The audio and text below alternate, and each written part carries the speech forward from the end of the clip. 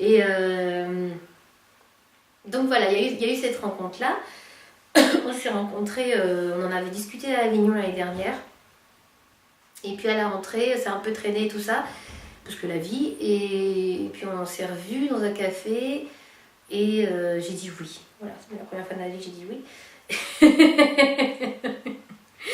Et puis voilà, donc on s'est lancé dans cette aventure. Alors pour faire cette aventure, on a commencé par répéter dans une salle qu'on nous avait prêtée, et puis des fois dans notre salon, enfin dans notre salon, soit le mien, soit celui de Cédric, parce qu'on ne vit pas ensemble, quand même, c'est pas parce qu'on travaille ensemble.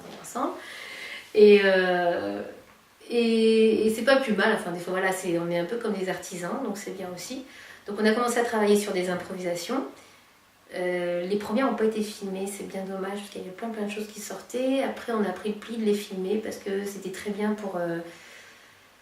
pour retravailler des petites choses qui naissaient, des personnages qui naissaient, des textes qui sortaient comme ça des fois. Et puis pour la mémoire aussi bien sûr.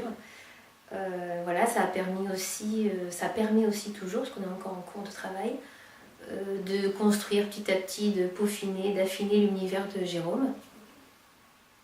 Parce que comme on n'a pas de texte de base, on n'a même pas un roman, on n'est pas dans une adaptation, on n'est pas dans une pièce déjà écrite, bah c'est à nous de tout faire en fait. Voilà, d'imaginer la vie de cet homme, ses soucis, ses incohérences, ses questionnements, ce qui l'entoure, ce qui va l'aider ou pas à se décider, enfin voilà, de tout imaginer. On a tout à faire en fait, voilà. C'est vrai qu'on est un petit peu, entre guillemets, admiratif de Philippe Cobert, on aime bien ce travail-là.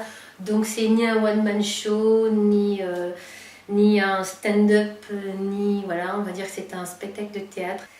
Et donc grâce à ça, on a pu...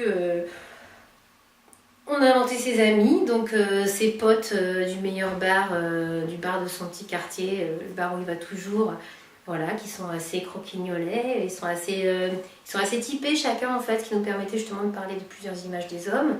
Donc il y a Aziz, qui est une espèce de gratte de gueule, voilà, qui tape un peu sur la tête de tout le monde, mais avec bon cœur. Et il y a Yogi, qui est une espèce de petit gringalet, qui est un peu l'homme à tout faire du bar, mais qui, j'inverse peut-être, mais parce qu'ils ne sont pas tous dans ma tête encore.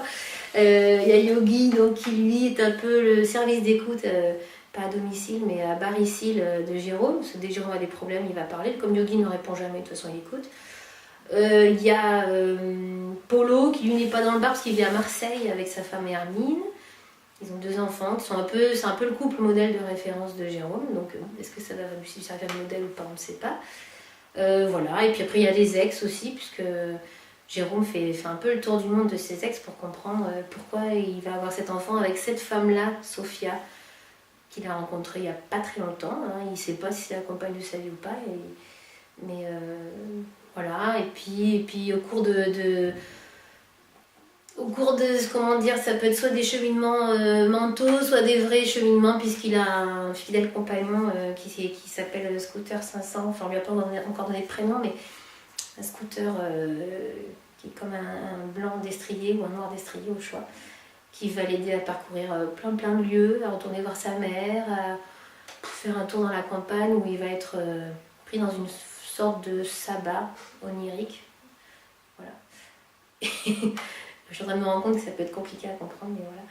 Et voilà. Bref, on est en train de monter tout ça, on est en train de trouver les liens, on est en train de trouver comment ça s'imbrique les uns dans les autres. Voilà, on est en train de travailler tout ça.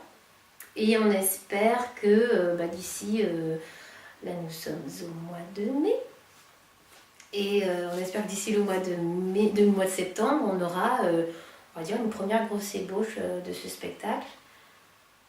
Sachant qu'on va passer une période un peu plus intense d'écriture à partir du mois de juillet, puisque là on est toujours en train d'étoffer la vie de Jérôme. Parce qu'il nous faut du consistant quand même pour ce garçon. Autre chose à ajouter? Je n'ai pas autre chose, nous allons nous mettre au travail maintenant.